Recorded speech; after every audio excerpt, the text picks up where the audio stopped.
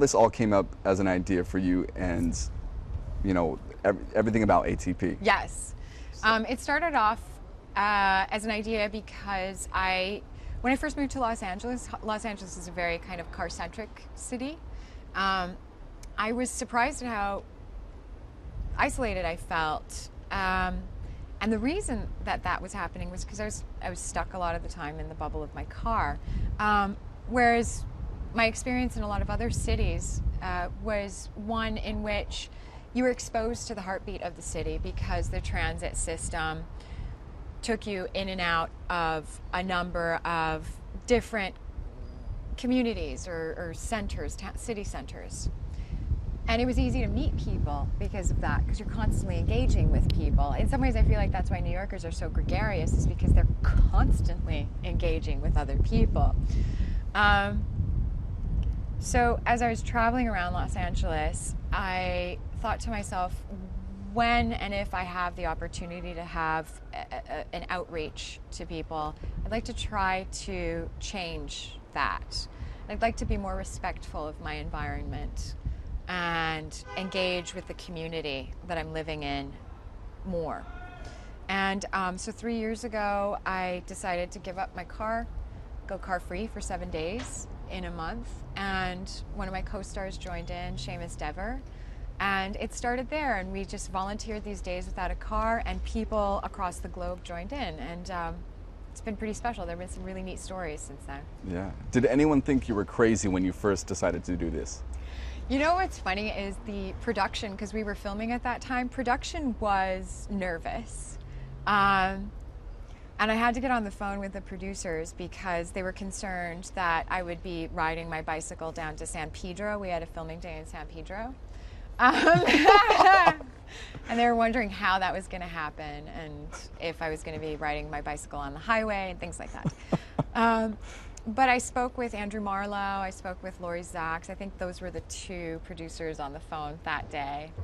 And after they heard what it was about, they were tremendously supportive and just very excited about it and the project and the intention behind the project. And Andrew, had his own experience living without a car in Los Angeles for a long while. And so I think that he's very environmentally conscious as well, and respectful. And so I think that was something that he could, stand behind, and Laurie as well. And so it's quite sweet. Now Earth Day is coming up. Yes. Do you get excited when it comes around? I mean, I assume so. Yes. Yeah? Well, of course, Why, yeah. Why is it so important, this holiday?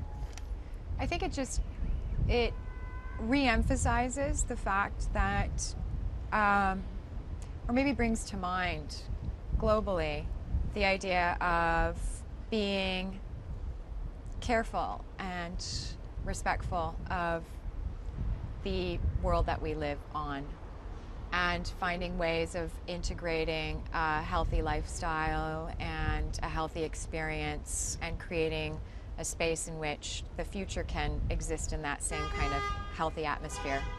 Do you have a message now that you have this platform for when Green Day comes? Like, what is your message to fans about that day? Do you encourage them to do something? Do you want them to, try going without their car on that day? What's your message? Well, I think the tagline for ATP is go car free for just one day.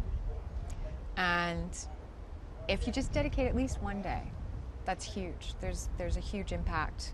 If everyone on the planet just dedicated one day without a car, there would be a really huge impact for us as a community and for the environment in general. On an international level, but like bringing communities together, whether like meeting people on the bus, that's what we're meant to do as humans. It's to socialize, congregate, create a sense of community. The transit system in a city.